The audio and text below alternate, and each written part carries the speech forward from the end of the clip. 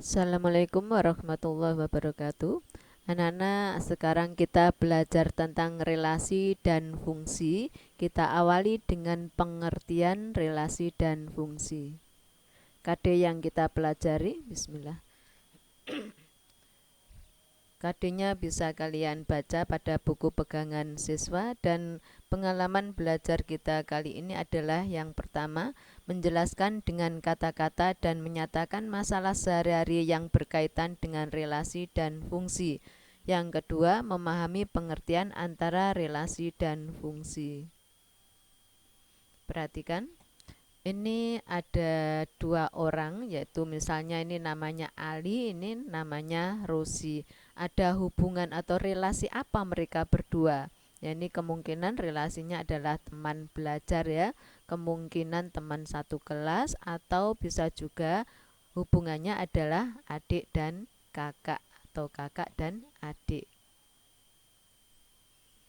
Materi yang harus kalian kuasai sebelumnya adalah mengenai koordinat kartesius.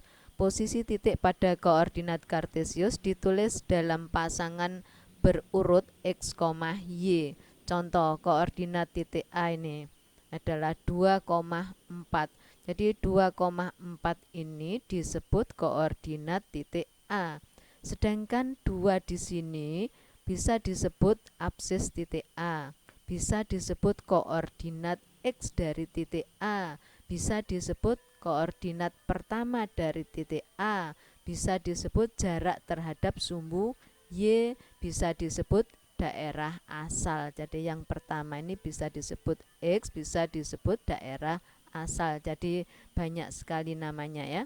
Kemudian 4 ini bisa disebut koordinat, bisa disebut ordinat titik A, bisa disebut koordinat Y dari titik A, bisa disebut koordinat kedua dari titik A, bisa juga disebut jarak terhadap sumbu X, dan bisa juga disebut daerah hasil atau daerah bayangan.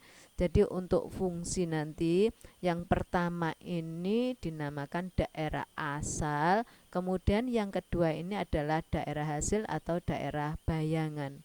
Kita lanjut ya.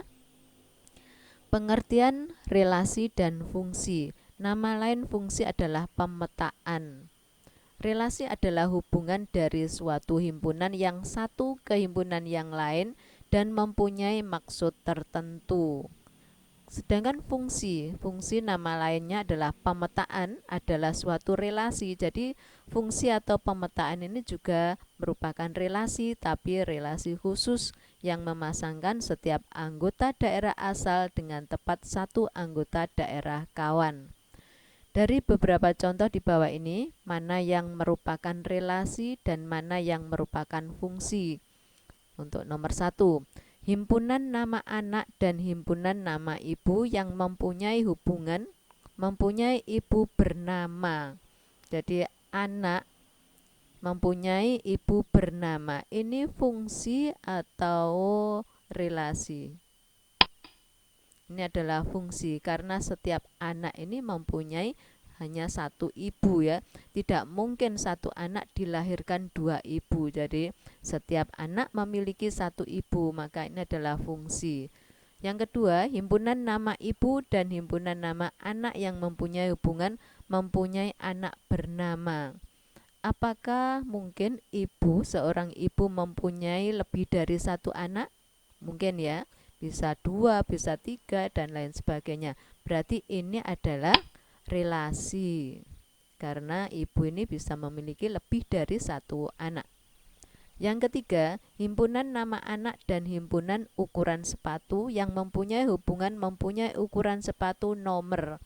Apakah setiap anak ini mempunyai satu nomor saja atau lebih dari satu nomor? Ya tentunya kalau normal mempunyai satu nomor saja. Jadi setiap anak memiliki satu nomor sepatu. Berarti ini adalah fungsi.